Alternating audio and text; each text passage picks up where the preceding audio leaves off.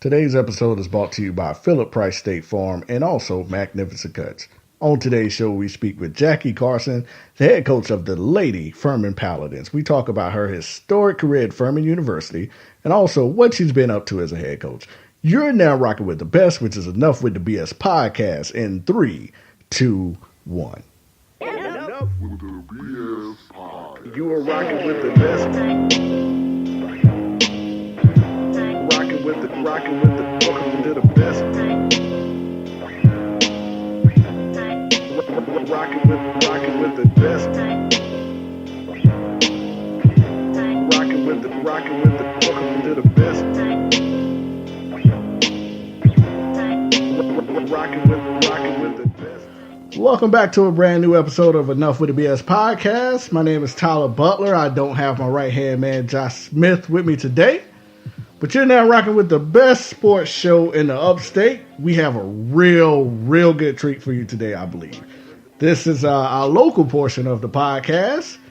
And we have with us on the line a Furman legend. She, and that's right, I said she, led the Paladins in scoring, rebound, earned a first-team All-Southern Conference honors, also team MVP as a sophomore, junior, and senior, Southern Conference Player of the Year in 1998 and 1999. And students, she also received and earned 3 SoCon Academic Honor Roll tabs. We have Miss Jackie Carson, head coach of the 2-2 Furman Paladins on the line. How are you today, Coach? I am good, Tyler. Thank you so much for having me. No problem. Welcome to the podcast. I'm glad we was able to get you on. I think this will be a treat for our listeners and also, hopefully, a lot of female athletes and maybe future coaches can take away from the show today. Absolutely. But yeah, just to start off, I guess, kind of on a business note, congratulations on your victory yesterday against USC Upstate. You guys won 78-67, improving the overall record to 2-2, which is second best in the conference. But you have a really big matchup coming up Wednesday against the number 6 team in the country, Mississippi State. Now, how do you get your team mentally prepared to play a team such as that caliber? Wow, that's a great question. I hope I figure it out by so, I don't know, my team we're really young. So it's kind of one of those things with a little bit of reverse psychology. I don't want to, it's kind of backwards, actually. I wanted to give my team that we have 1 senior, 2 juniors, and 13 freshmen and sophomores. Wow. So I wanted them to get used to playing this level of competition. We want to get our minds blown. As they get older, I want them to have the expectation that these are the type of teams that we're supposed to be playing. You know, so it's more of like instilling a mindset where we haven't played a lot of these games. Traditionally, we play Georgia every year. We haven't played South Carolina in a really long time. And so now, in this year's schedule, we have 3 of the top 3 schools in the SEC.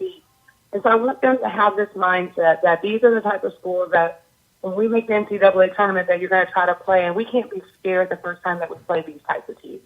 So we're going to go in, we're going to compete. No one expects anything at a small tournament, and we're just going to give it our best shot. But I wanted them to know, like, these are the levels, this is the level that we're playing to.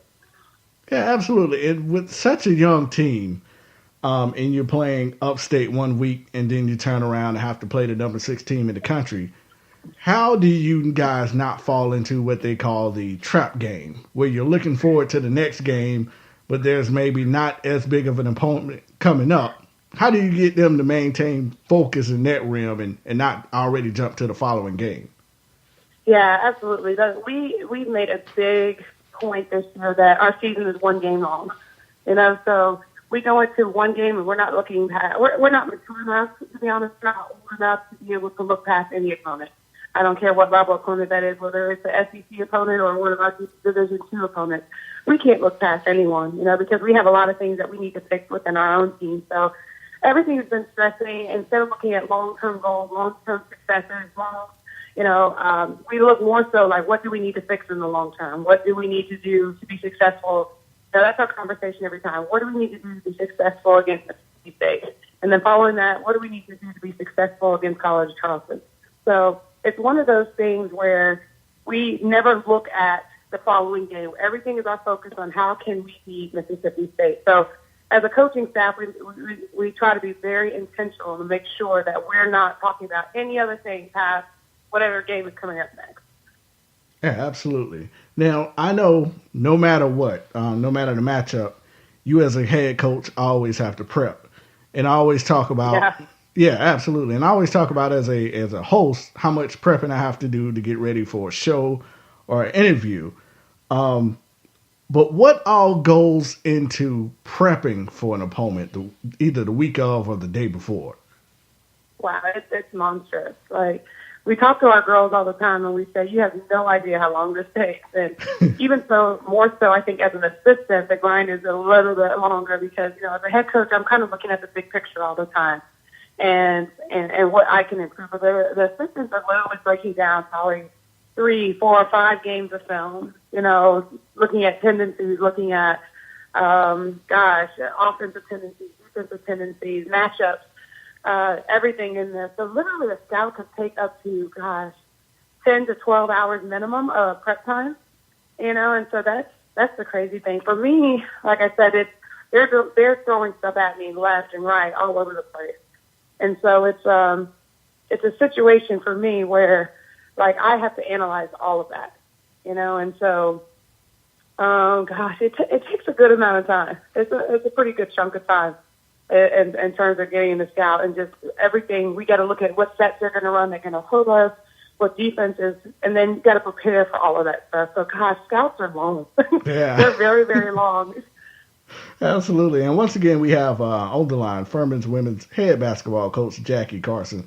Now, Coach, another type of prepping that I believe goes extremely unnoticed in the coaching realm is the amount of time that you have to spend with someone's child.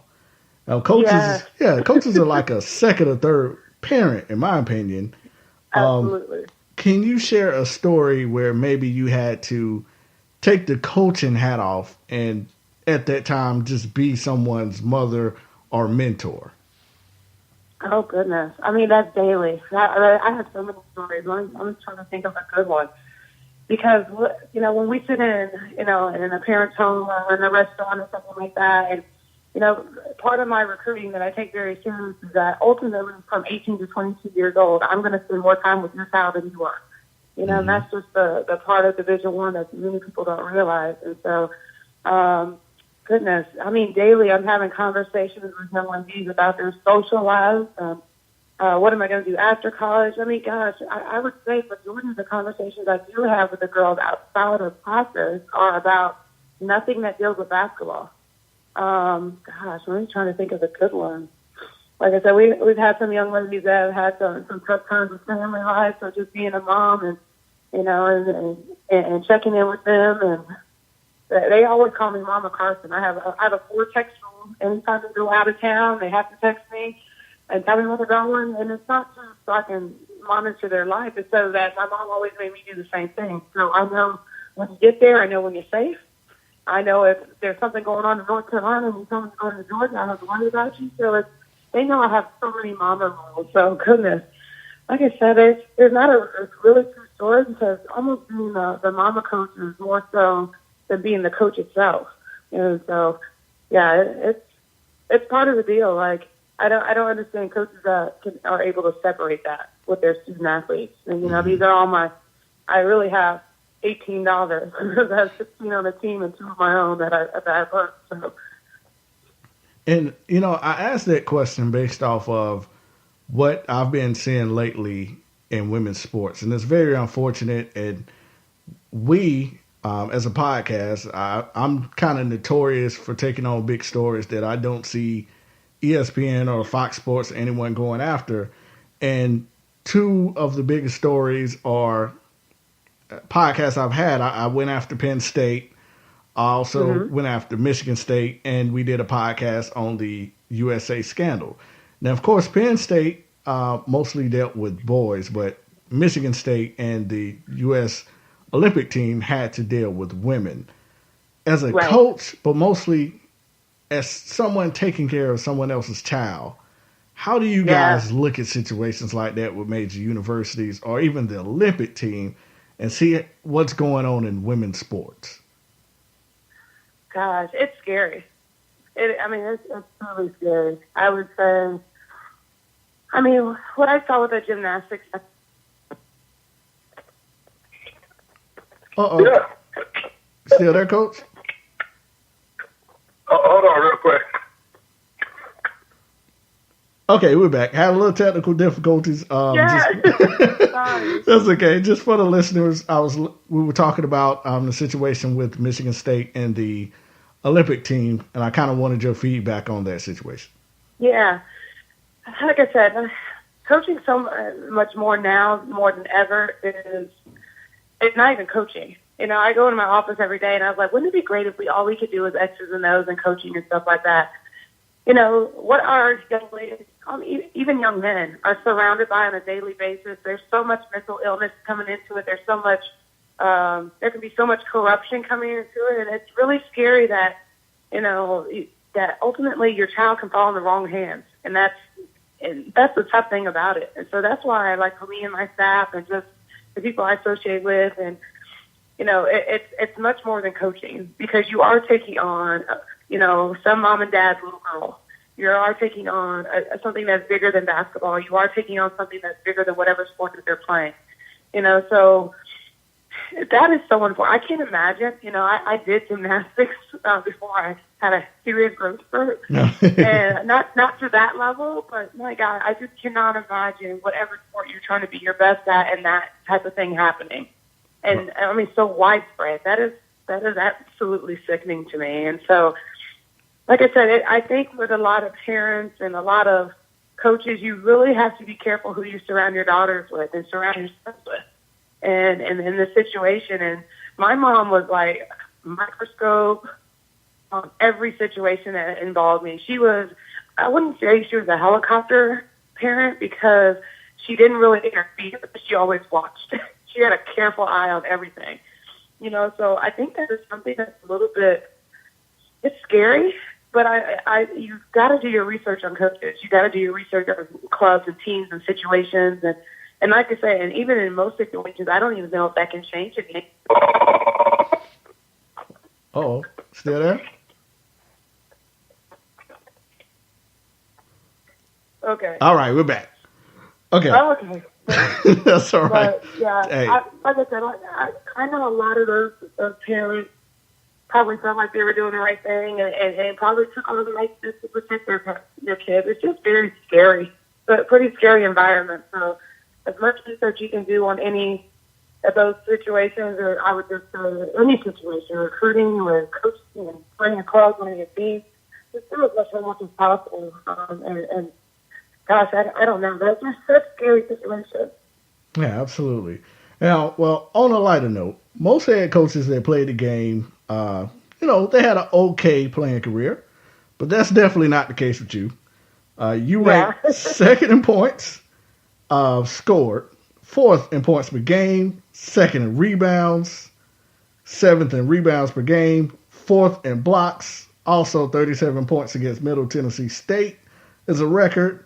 724 free throws made and double-doubles is also the standard there at Furman. So with the greatness that you had over your career as playing, it seemed to pour it into your coaching, because you're also off to a great start at that. How were you able to bring that over to the coaching realm that it seems like most of the greats kind of struggle with at the next level? Yeah, I do. I struggle with it too, to be honest. I feel like I had a really good career based off just being a straight hustle player that was really good at doing her bread and butter. I joke with our girls all the time. They want to do this fancy move and that fancy move, and I was like, I made a whole career off making free throws and having a right hand hook, and so and just drop stepping. I was like, I had the simplest moves. I can count on one hand at other times. I went between my legs, behind my back, and stuff like that. So that's the only time that I bring up my career, or if I'm talking about pride of, wearing a Furman jersey, or those are the only times I do it. But, they're very aware I mean, they're looking, they're like, well, we can't do this. Your jerseys are